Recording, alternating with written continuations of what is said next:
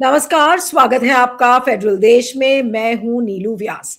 आज राहुल गांधी जनरल नरावने जो कि फॉर्मर आर्मी चीफ हैं, उनकी किताब फोर स्टार्स ऑफ डेस्टिनी लेकर आज वो संसद के अंदर आए थे। आप याद करिए कि अमित शाह और राजनाथ सिंह ने क्या कहा था कि ये बुक अभी पब्लिश नहीं हुई है, इसको आप कैसे दिखा सकते हैं पार्लियामेंट में। क्योंकि जब उन्होंने कोट किया था, जब president's address motion of thanks पे वो बात कर रहे थे, तो उनको बोलने नहीं दिया गया। उसके बाद जब एमपीज ने कहा, उस पर एतराज जताया कि देखिए आप एलओपी को क्यों नहीं बोलने दे रहे हैं, तो एमपीज ने चेयर की तरफ कुछ कागज फेंके थे। उसके वजह से 8 एमपीओ को सस्पेंड कर दिया गया, उनको निलंबित कर दिया गया। आज राहुल गांधी जब संसद परिसर में आए थे, कुछ तस्वीरें आपको दिखाने की कोशिश करेंगे कि वो संसद में जब आए तो वो जनरल नरावने की पब्लिश्ड बुक वो लेकर आए थे, जो कि पब्लिश हो गई है लेकिन हाँ रिलीज नहीं हुई है बुक। और ये कहा जा रहा है कि मिनिस्ट्री ऑफ डिफेंस और सरकार के बीच का ये मामला है। अब वो बुक रिलीज होगी या नहीं होगी ये पता नहीं है। लेकिन ये देखिए जो तस्वीरें आपको दिख रही हैं, राहुल गांधी और उनके साथ जो 8 एमपीज जिसमें कि कई लोग हैं, वो सब शामिल हैं। मकर द्वार के सामने आज वो किताब दिखा रहे थे सबको, और उन्होंने कहा कि देखिए ये किताब मैं लेकर आया हूं और प्रधानमंत्री को दूंगा अगर वो लोकसभा में आएंगे। तो किताब तो प्रधानमंत्री को मिली नहीं, लेकिन आज राहुल गांधी ने इस बात को ये प्रूव किया कि राहुल जो राजनाथ सिंह और अमित शाह जो कह रहे हैं वो गलत है। ये किताब छपी हुई है। उल्टा जनरल नरावने की एक क्लिप भी है जो वायरल हो रही है सोशल मीडिया पर। उनका ये कहना है कि भाई मैंने अपना काम कर दिया, अब जो होगा सो होगा, मुझे पता नहीं है। अब सवाल ये उठता है कि कई इश्यूज आज आ गए हैं। आज हमने राहुल गांधी को देखा कि उन्होंने रवनीत बिट्टू को देखकर उन्होंने ये भी कहा कि ये देखिए ये एक गद्दार आ गया है, ट्रेटर आ गया है, इस तरीके की बात हुई। फिर रवनीत बिट्टू ने उल्टा सीधा बोला। फिर उसके बाद हमने देखा कि 4 जो सरदार जो बीजेपी के मुख्य हैं उन्होंने एक प्रेस कॉन्फ्रेंस किया और ये कहा कि देखिए सरदार को आपने गद्दार बोल दिया। तो कुल मिलाकर कई इश्यूज आ गए पार्लियामेंट में। एक तो ये कि जनरल नरावने की किताब लेकर राहुल गांधी पहुंचे। दूसरा 8 सांसदों को निलंबित करने वाला इशू था। एलओपी को बोलने नहीं दिया गया।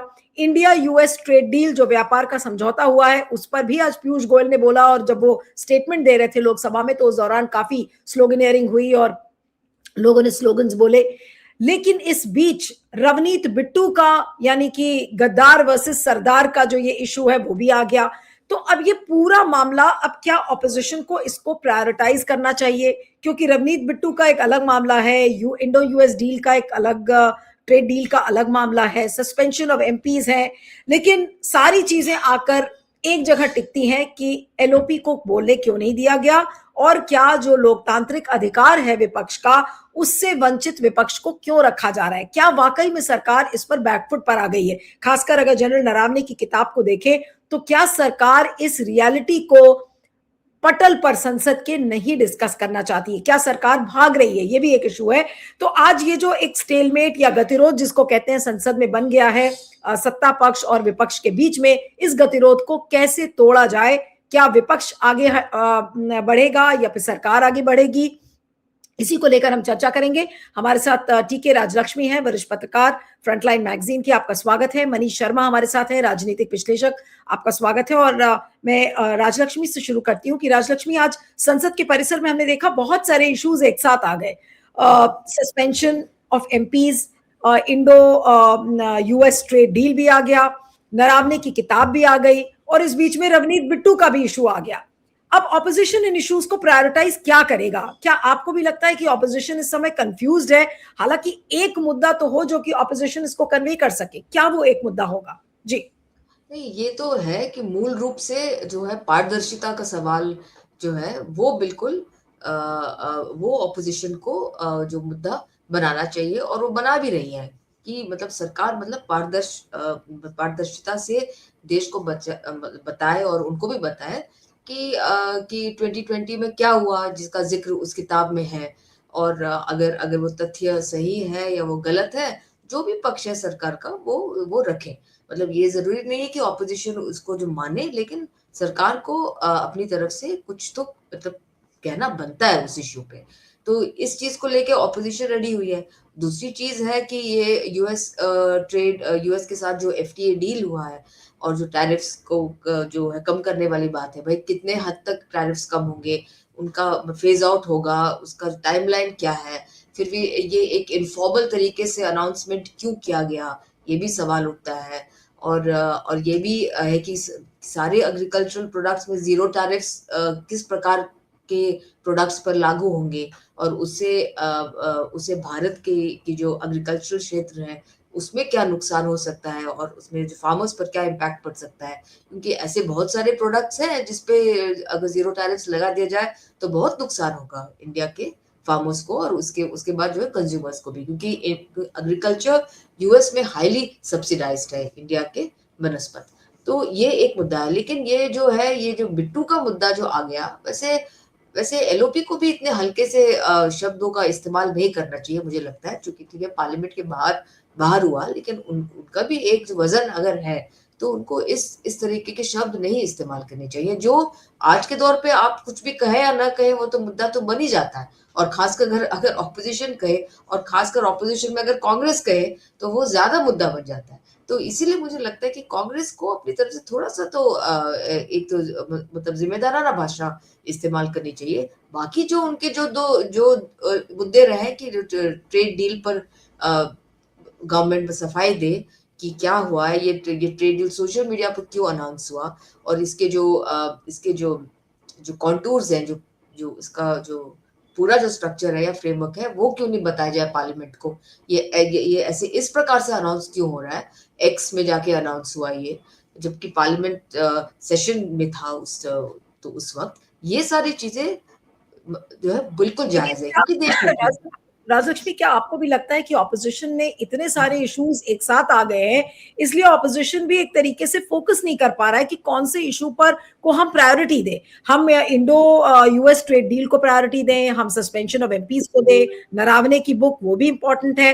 अब ऑपोजिशन को कैसे प्रायोरिटाइज इसको करना चाहिए ताकि ये ना लगे कि ऑपोजिशन के पास कोई एजेंडा ही नहीं है? ठीक है, डेमोक्रेसी के इश्यूज हैं, आप बोलने नहीं दे रहे हैं, वो भी एक इशू है, लेकिन कहीं ना कहीं तो ऑपोजिशन को इसको प्रायोरिटाइज करना पड़ेगा, वरना एक सिचुएशन जाएगी जैसे हम कह रहे हैं कि इंडो यूएस डील पे कोई क्लैरिटी नहीं है, उसी तरीके से ऑपोजिशन कौन सा मुद्दा उठाना चाह रहा है उसको लेके भी क्लैरिटी नहीं लगती। नहीं, आप सही कह रही हैं नीलू क्योंकि हर जो है पार्लियामेंट सेशन के पहले एक ऑल पार्टी मीटिंग होती है और एक तो वो तो ऑल पार्टी मीटिंग होती है, वो अलग चीज़ है, लेकिन ऑपोजिशन की एक इंडिया ब्लॉक जिसको हम कहते हैं, उनकी एक मीटिंग अवश्य होती होती रही है। मेरे हिसाब से ये जो बजट सेशन के पहले भी हुई होगी और इसमें क्या स्ट्रैटेजाइज़ करना चाहिए? हाँ, उनको ऑपोजिशन को इसमें जो है प्रायोरिटाइज़ करने की ज़रूरत है। शायद हो सकता है कि आर्मी चीफ की किताब शायद प्रायोरिटी ना हो। शायद ये हो सकता है कि एफटीए डील पर ज़्यादा उनको ज़ोर जो है देने की ज़रूरत थी या ईयू एफटीए डील के भी क्या कॉन्टूर्स है, क्या फाइनल उसकी क्या रूपरेखा है। तो इस पे भी ऑपोज़िशन को मेरे हिसाब से सवाल पूछने चाहिए थे क्योंकि आर्थिक रूप से इंडिया पर बहुत मतलब भारी धक्का पहुँचा ये टैरिफ्स की जो है वजह से और इंडिया उसको जो किसी प्रकार से भारत उसको किसी प्रकार से काउंटर भी नहीं कर पा रही थी। जबकि ये सब एक तरफ़ा लग रहा है। आज ट्रम्प कल क्या कह दे कि मतलब किसी को कुछ नहीं मालूम। तो एट लीस्ट हमारी जो आर्थिक व्यवस्था है, हमारे जो आर्थिक सलाहकार है या जो आर्थिक जो मंत्रालय है, फाइनेंस मिनिस्ट्री है, जो भी है, उनको एट लीस्ट एक स्ट्रैटेजी तो मतलब उनके पास तो होना चाहिए कि अगर नहीं, लेकिन अगर एक इस चीज और प्रकार भी है जो मेरे दिमाग में आ रही थी, मैंने सोचा मैं आपसे भी पूछूंगी कि क्या आपको हुँ, आज आपको भी ऐसा लगा कि राहुल गांधी ने बेवजह आज वो रवनीत बिट्टू को जी, ट्रेटर कह बिल्कुल। के और जबरदस्ती, और जितने गोदी मीडिया चैनल्स या मेन स्ट्रीम मीडिया चैनल्स वो लग गए सरदार वर्सेस गद्दार के इशू में, और उसमें बिल्कुल। क्या हो रहा है कि इंडो ट्रेड डील जैसा बड़ा इशू वो दब गया, सस्पेंशन ऑफ एमपीज वो दब गया, आपने एलओपी को बोलने नहीं दिया, वो कितना इंपॉर्टेंट इशू था वो दब गया। तो क्या ये रवनीत बिट्टू वाला इशू बेकार का आज आबेल मुझे मार एक तरीके से कर लिया राहुल गांधी ने? हाँ, बिल्कुल, देखिए ऐसा है कि मीडिया तो एक प्रकार से आपको तो पता ही है, एक बड़ा सेक्शन है जो मीडिया का जो इसी टाइप के स्टेटमेंट्स पर पूरा दिन न्यूज़ मतलब चलाते रहेंगे ये सिर्फ़ उनका एक ही मकसद होता है कि ऑपोज़िशन को मतलब एक प्रकार से कमज़ोर दिखाना और एक प्रकार से जो है बेवकूफ़ दिखाना। तो ये ये तो उनकी मंशा रही ही रही है। तो ये हम उनको क्यों उनको हैंडल दें मतलब एक हिसाब से देखा जाए तो। तो सीरियस इश्यूज़ पे ऑपोज़िशन को भी ध्यान देना चाहिए और इस टाइप के बेफिज़ूल के इश्यूज़ पे उनको मतलब कमेंट करने की ज़रूरत है। मतलब बिल्कुल, आखिरकार वो एक कद्दावर नेता है राहुल गांधी, कोई छोटे-मोटे नेता नहीं है और वो एलओपी को है। तो और जो है कांग्रेस पार्टी में ही खुद उनका एक स्टेचर है, तो उनको एटलीस्ट उसकी मतलब गरिमा जो है बनाए रखनी चाहिए थी। इस टाइप के स्टेटमेंट्स कर कर करने की कोई ज़रूरत नहीं थी। तो जो असली जो मुद्दे हैं वो फिर वो दरकिनार हो जाते हैं। चाहे वो नरावने की किताब पर हो डिस्कशन, चाहे वो इंडो यूएस ट्रेड डील्स पर हो डिस्कशन, क्योंकि बहुत सारी चीज़ें उस ट्रेड डील में अभी साफ तौर से कहा नहीं गया है कि अभी अभी ट्रम्प कह रहे हैं कि आप जो है रशिया से मतलब इंडिया ने कह दिया है कि वो रशिया से ऑयल इम्पोर्ट नहीं करेंगे। तो ये बात क्या सही है, गलत है? बहुत सारी चीज़ें हैं ऑपोज़िशन को पूछने की ज़रूरत है अभी। और ये जो वेनेज़ुएला से ऑयल खरीदेगी इंडिया, ये ट्रम्प क्यों अनाउंस कर रहा है? मतलब बिल्कुल, इंडिया की प्रभुता या सॉवरेनिटी कहाँ गई? है ना? तो ये सब बिल्कुल, सवाल उठते हैं और ये बहुत ही ज़रूरी इश्यूज़ है। तो थोड़ा-सा बिल्कुल, कांग्रेस को भी संयम से एक्ट करना चाहिए और एक बिल्कुल, प्रायोरिटाइज़ करने की ज़रूरत है। आप बिल्कुल बिल्कुल। सही कह रहे हैं। मैं मनीष अब आपके पास आती हूँ। आज ये हेडलाइन बन गई सोशल मीडिया पर, आज टॉप ट्रेंडिंग सब्जेक्ट हो गया कि आज राहुल गांधी जनरल नरावने की किताब, छपी हुई किताब को वो लेकर आए और साथ में कितने सारे मुद्दे थे। क्या आज विपक्ष अपने मुद्दों को सही तरीके से नहीं रख पाया? क्योंकि अगर आप देखें तो इंडो यूएस ट्रेड डील का बहुत बड़ा मुद्दा था जिस पर फोकस बना के रखना चाहिए था, वो फोकस शायद नहीं बन पाया।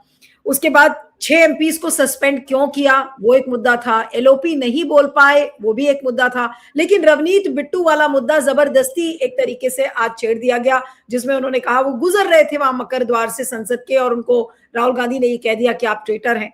अब ट्रेटर है तो बस गोदी मीडिया को एक मौका मिल गया और गोदी मीडिया चढ़ बैठा। अब आज हर चैनल पर देखिए सरदार वर्सेस गद्दार चल रहा है। और जबकि मुद्दे क्या है देश के सामने कि भाई देश जवाब मांग रहा है कि इंडो यूएस ट्रेड डील पर आप जवाब दीजिए कि एलओपी को आज तक कभी इतिहास में नहीं हुआ, आपने एलओपी को बोलने नहीं दिया। जी मनीष बोलिए। नहीं नहीं, इसमें देखिए, एक तो पहले तो ये समझा जाए कि जो राष्ट्रवाद का जो मुद्दा था, खास करके भाजपा के साथ जो चिपका हुआ था रहा है, और उसकी वही आइडेंटिटी रही है। तो ये दोनों ही मुद्दे एक ही दिशा में जा रहे हैं। ये चाइना वाला भी मसला है, लद्दाख वाला, और दूसरा आप यूएस डील का देखिए, जिस ढंग से पिछले 4-5 महीने से ट्रम्प डील कर रहे हैं, भद्दे शब्दों का इस्तेमाल कर रहे हैं, और बार बार वो युद्ध संधि को लेकर के, बार बार टैरिफ को लेकर के, और अभी जिस तरह से पूरा ये जो अभी उन्होंने एक तरफा उन्होंने फिर से घोषणा कर दी, जैसे सीज फायर को बोल दिया कि एक तरफा सीज फायर हम घोषणा उन्होंने की। फिर अभी जो है ये एक तरह से उन्होंने कोई इसमें ये ध्यान नहीं रखा कि एक साथ बैठ करके इसको, जैसे अभी यूए के साथ जो अभी समझौता हुआ, तो आपने देखा होगा कि उसमें जो है दोनों बैठ करके, दोनों प्रेस वार्ता करके और अपने जारी किया उन लोगों ने। तो अमेरिका जिस ढंग का रवैया अपनाए हुए है, और मोदी जी उस पे जिस तरह की चुप्पी साधे हुए हैं, या इस बार तो उन्होंने प्रशंसा कर दी, उनको शांति दूत बता दिया अमेरिका ट्रंप को।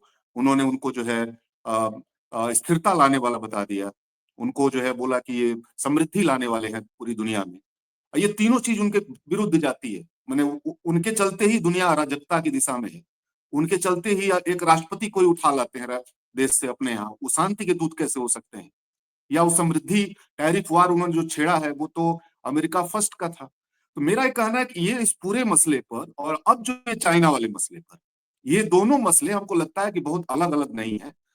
भारत भाजपा की जो छवि है, अंदरूनी राजनीति उसकी जो हिंदुत्व वाली जो छवि है, वो संकट में ऑलरेडी पहले से। उसको 2024 के बाद से ही संकट में, आप देखेंगे भव्य राम मंदिर के उद्घाटन के बाद वो भारी संकट में गए। उत्तर प्रदेश जैसे राज्य में, इसको आप कह लीजिए कि हिंदुत्व के गढ़ में उनको भारी झटका लगा, 30-35 सीटें हार गए वहां पे, अयोध्या तक हार गए। तो हिंदुत्व की जो राजनीति थी पहले ही संकट में थी। और एक दूसरा उसका जो बड़ा मामला था, राष्ट्रवाद वाला जो सवाल, उसको भी लगभग लगभग चाइना और अमेरिका ने धो के रख दिया एकदम से। इस पे कहीं कोई गुंजाइश नहीं छोड़ी।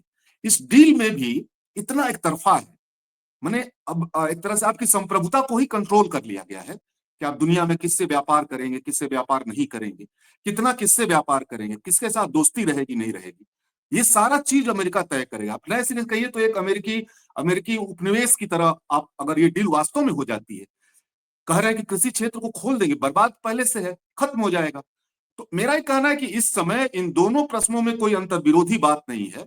ये जरूर वो बिट्टू वाला जो प्रश्न है वो अनावश्यक आ गया बीच में। वो एक कई बार ऐसी चीजें विपक्ष की तरफ से हो जा रही हैं।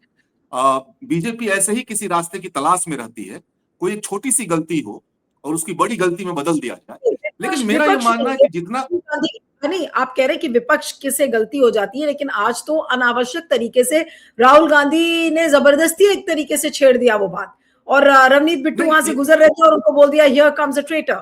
अब ये वो बोलने से बच भी सकते थे, मैं ये भी नहीं कह रही हूँ कि बाकी कांग्रेस लीडर्स बोल रहे थे, खाली राहुल गांधी ने रवनीत बिट्टू को ट्रेटर बोला था, और बस उसी पे बिल्कुल फिर बिल्कुल ये हल्कापन थोड़ा इससे हुआ है, इससे थोड़ा हल्कापन हुआ। और बहुत बड़े सवाल इस समय जिसके चलते मोदी सरकार घिरी हुई है, चौतरफा घिरी हुई है, मतलब आप समझ लीजिए कि उसको निकलने का कहीं से कोई गुंजाइश नहीं है।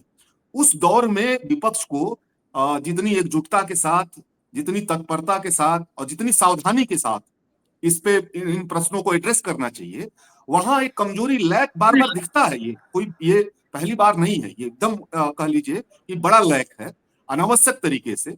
लेकिन मेरा ये मानना है कि एक आध दिन से ज्यादा नहीं चलेगा, चर्चा फिर से लौटेगी डील की तरफ, चर्चा फिर से लौटेगी चाइना और भारत के संबंध की तरफ। और ये जो किताब है इस पे ये चर्चा फिर आगे बढ़ेगी, क्योंकि ये देखिए बिल्कुल झूठ बोला राजनाथ सिंह ने वहां की, ये किताब प्रकाशित ही नहीं हुई है। देश को गुमराह उन्होंने किया, राहुल को बोला गया कि देश को गुमराह कर रहे हैं। वो किताब 1.5 साल से प्रकाशित है, अमेजन पे कुछ दिनों तक वो मौजूद रही है, और वो जो है उस पे बहुत सारे लेख निकले हैं, अखबारों में उस पे लेख प्रकाशित हुए हैं। बाद में उसको कहा गया रक्षा मंत्रालय की तरफ से कि ये किताब अभी सेना से संबंधित है, संवेदनशील है, रक्षा मंत्रालय इसको देखेगा। तो 1.5 साल से वो किताब रक्षा मंत्रालय के पास है, बावजूद इसके राजनाथ ने झूठ बोला। वो किताब है, छपी हुई किताब है, बाउंड, वो जो है मोटे बाउंड में है, आप कह लीजिए।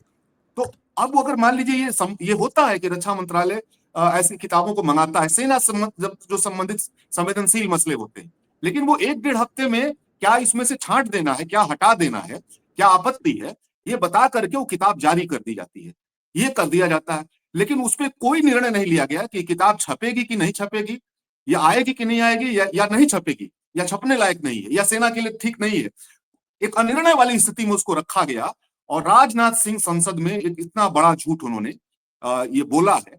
तो मेरा ये कहना है कि ये बड़ा मसला है। मैंने जो एक भारत चाइना को लेकर के जो बराबर अनिर्णय की स्थिति में रहता आप है। सही कह रहे हैं, और मुझे मतलब मेरा पर्सनली ये मानना है कि ये सबसे बड़ा इशू है कि नेशनल सिक्योरिटी। आप कह रहे हैं कि आप सेना के साथ खड़े हैं, आप ये कह रहे हैं कि आपसे बड़ा देशभक्त कोई नहीं है, लेकिन साथ में जब देशभक्ति दिखाने की बारी आती है तो आप पीछे हट जाते हैं। तो सवाल ये है कि ये तो सबसे बड़ा इशू था, लेकिन क्या आज खुद से विपक्ष ने अपने पैरों में कुल्हाड़ी मारी, या क्या उनको फिर अब ये देखिए जी बोलिए। जी मेरा हाँ जी, कह लीजिए।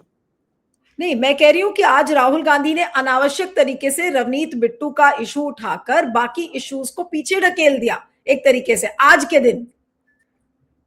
नहीं, मैं कई मसलों पे आमतौर पे देखता हूं, कई मसलों पे एक सहज जो एक आम आदमी की सहजता है, वह एक इस तरह के एलओपी जैसे पद पे जो हो, वो सहजता वहां नहीं होनी चाहिए।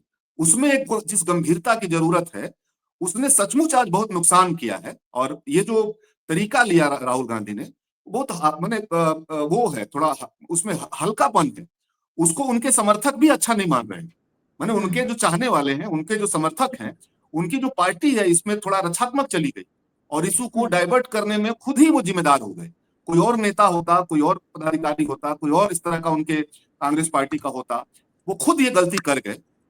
ये इसके चलते आप समझिए कि थोड़ी राहत महसूस कर रही होगी सत्ता जो है इस समय, इस पूरे मसले पर थोड़ी राहत महसूस कर रही है। उसको डाइवर्ट करने का मौका मिला। वो किसी भी कीमत पे यूएस डील पे बात नहीं चाहती है, एफएसटीन फाइल पे बात नहीं चाहती है, अडानी के अमेरिका में फंसान पे बात नहीं चाहती है। वो किसी भी कीमत पे चाइना जैसे मसले पे बात नहीं चाहती, नरवारे जैसे किताब पे बात नहीं करना चाहती है।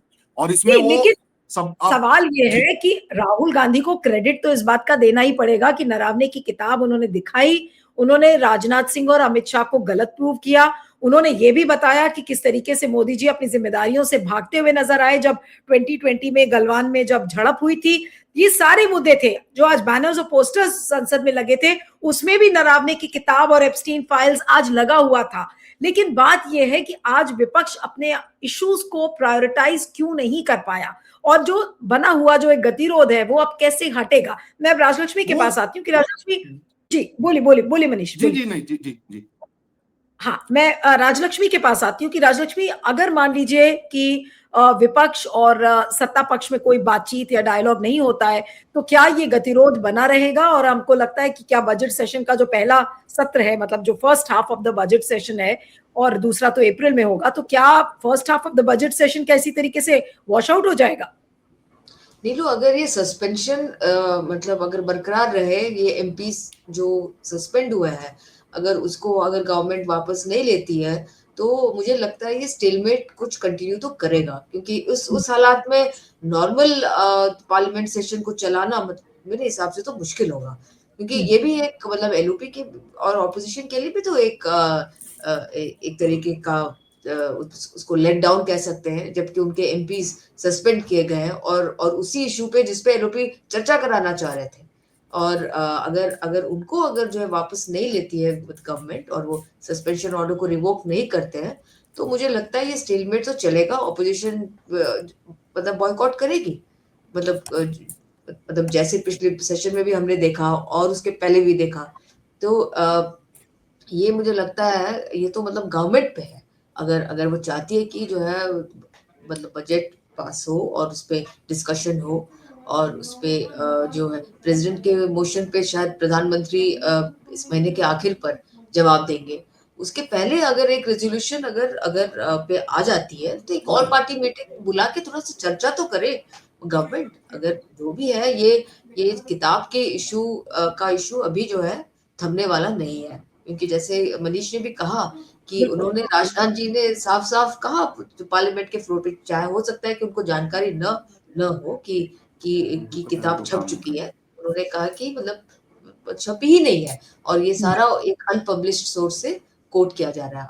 अब जो है पब्लिश्ड बुक सबके सामने है और तो अब वो क्या कहेंगे, ये भी मतलब तो ये जो बिट्टू का पूरा जो हुआ प्रकरण हुआ है, ये इस पे बहुत कुछ दिन तक चलेगा, ये तो कुछ दिन तक चलेगा। और बीजेपी को ये मौका लग गया, आप ठीक कह रही हैं कि बिट्टू का जो प्रकरण है अब वो बीजेपी इसको बढ़ाएगी और बड़े बड़े प्रोटेस्ट करेगी, सारे सरदार जो समुदाय है उसको बोलेगी अब आप लोग इकट्ठा हो जाइए, देखिए सरदारों को गद्दार बोला, इस तरीके से इसको बीजेपी भुनाएगी। और उधर जो ये नरावने का और इंडो यूएस डील का जो मुद्दा है वो पीछे हट जाएगा। अब सवाल उठता है मनीष, मैं अब अंतिम कमेंट के लिए आपके पास आ रही हूं कि अब इस चीज पर विपक्ष को अब आगे क्या करना चाहिए ताकि बीजेपी, देखिए बीजेपी के पास गोदी मीडिया है, बीजेपी के सारे जो मेन स्ट्रीम चैनल्स हैं, मेन स्ट्रीम अखबार हैं, वो सब बीजेपी की भाषा बोलेंगे और वो ये कहेंगे कि देखिए एक सरदार व्यक्ति को उन्होंने गद्दार बोल दिया, वो एक बड़ा इशू बन जाएगा। ना कोई सवाल आएगा एप्स्टीन फाइल्स पर, ना कोई सवाल पूछेगा इंडो अमेरिकन ट्रेड डील पर, और सारे मुद्दे वहीं के वहीं रह जाएंगे। फिर नहीं, हम विपक्ष कायदे से इन दोनों मुद्दों, कायदे से देखिए इन जो यूएस डील है और ये जो चाइना वाला जो मसला है नरवड़े वाला, ये दोनों मसलों में बहुत दम है और ये लंबा चल सकता है। मैंने चूंकि इस दौरान जो ट्रंप का व्यवहार है भारत के साथ, मोदी के साथ, और जो इस दौरान चाइना का बार बार व्यवहार है बीच में 2020 से 2020 से ही, और उस समय भी मोदी ने ये झूठ बोला कि जो है न कोई आया है न कोई आएगा, आपने वो बयान सुना होगा, वो भी गुमराह किया गया उस समय। तो ये जो दो मसले हैं, ये उसके उसके राष्ट्रवाद के असली पोल को खोलते हैं, उसके राष्ट्रवादी होने के असली पोल को खोलते हैं, उसकी असलियत को सामने रखते हैं कि कितना दब्बू हमारा इस समय जो प्रधानमंत्री हैं, हमारा जो इस समय का नेतृत्व है, कितना दबा हुआ है, कितना कमजोर है और कितना याचना वाली मुद्रा में हर जगह है। तो इसमें दम है, तो इसको संसद से बाहर लेके आना होगा। संसद तो अब वो शायद चलने ना दे, संसद को में बहुत बात करने ना दे, तो संसद के बाहर भी बैठना होगा और देश में उसको लेकर के उसको आमतौर पे इस मुद्दे पे पूरे देश को चर्चा में ले आना होगा। जनता के बीच में जाना होगा, क्योंकि इस पूरे डील को और चाइना के साथ ये जो नया आया है, इस पे आम लोगों की निगाह है, ये बहस में है, ऐसा नहीं है।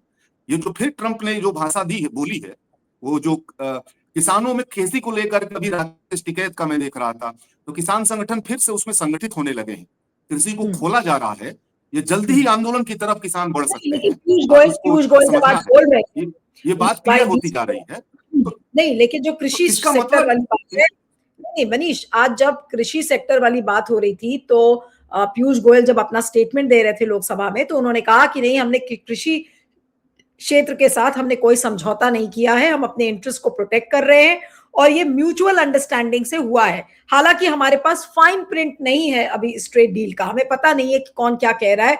उल्टा बल्कि अमेरिका की तरफ से जो व्हाइट हाउस की स्पोक्सपर्सन है कैरोलिन लेविट, उसी तरीके से जो यूएस के ट्रेड रिप्रेजेंटेटिव हैं जेरेमी गियर, और तो वो लोग बल्कि उल्टा न्यूज चैनल्स पर इंटरव्यूज दे रहे हैं और इंटरव्यूज में वो बता भी रहे हैं कि इस ट्रेड डील के डिटेल्स क्या है। तो डिटेल्स उनके पास है, डिटेल्स हमारे पास नहीं है। नहीं, जो मूल जितने डील हुए हैं उसको तो ट्रंप ने अपने ट्वीट में ही कर दिया है, बोल दिया है क्या क्या डील हुआ है। मोदी जी ने अपने ट्वीट में उसका कोई प्रतिवाद नहीं किया, अगर आप इसको ध्यान से दें, बल्कि अतिरिक्त प्रशंसा करते हुए पाए गए हैं। मतलब ट्रंप की अतिरिक्त प्रशंसा करते हुए पाए गए। तो ट्रंप ने तो साफ साफ बोला है, कृषि है, ऊर्जा है, ये एकदम साफ बोला है। दूसरा शब्द यही है, इन सब को पे 18% हमारा जो माल जाएगा 18% है, और ये जो भारत का माल आएगा वो 0% पे, ये साफ बोल दिया है। रसिया के साथ मोदी जी ने वादा कर लिया है कि रसिया के साथ संबंध खत्म करेंगे। ये भी वादा कर लिया है कि $500 बिलियन का, वो पहले भी ये बात हुई थी, $500 बिलियन का 2030 तक करने का, यह भी बोल दिया। यह भी बोल दिया कि वेनेजुएला से आपको वो करना होगा। $750 ही बिलियन ओवरऑल भारत का आप कह लीजिए दूसरे देशों में माल भेजता है, कुल मिला के कितना लेता है छोड़ दीजिए। तो $500 बिलियन, अभी $45 बिलियन अमेरिका के साथ है, वो कह रहे 11 गुना करेंगे। तो वो 30 तक का पहले भी एक डील हुई है। तो ट्रंप जो बोल रहे हैं उसको व्यवहारिक धरातल पर आप देखें तो क्या वास्तव में रसिया से तेल लेना हमने कम नहीं कर दिया? अधिकतम कम कर दिया। रसिया से तेल लेना हमने लगभग बंद कर दिया है, बहुत कम कर दिया है। आपको याद नहीं है कि किसी 2019 के आसपास ईरान से तेल लेना बंद कर दिया, संबंध हमने कटअप कर लिया। तो क्या ट्रंप जो बोल रहे हैं उस दिशा में क्या हम बढ़े नहीं है या बढ़ नहीं रहे हैं इसी दौर में? और मोदी जी उसका कोई विरोध नहीं कर रहे हैं। और वो वहां पे कृषि मंत्री बोल रहे हैं कि ट्रंप को बधाई दे रही है, 103 अरब का जो घाटा था हमारे कृषि को, उसको जो है उसको हल करने में मदद करेगा। ये एक और कदम है फर्स्ट अमेरिका के लिए।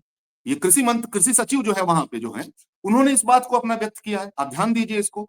वहां का व्हाइट हाउस का मंत्रालय बोल रहा है, मंत्री बोल रहे हैं जो आप कह रही हैं, ट्रंप बोल रहे हैं साफ साफ। और किसी भी इस तरह का ठोस रूप से इस पे कोई जवाब आमतौर पे ये कह रहे हैं कि अभी होना है, वो कह रहे हैं हो गया है, वो कह रहे हैं हो गया है, ये कह रहे हैं अभी तय होना है बहुत सारा चीज। तो तय होना है क्या मतलब है? मतलब ये कि वो अब लिखित रूप से उसकी डिटेलिंग आनी। डिटेलिंग में कुछ अभी ये लोग हो सकता है कि आने वाले समय में कुछ और हासिल करने की कोशिश करें, उसको ढकने के लिए। जो इतना बड़ा डील कर लिया, सरेंडर कर दिया है, उस पर कुछ ढकने के लिए।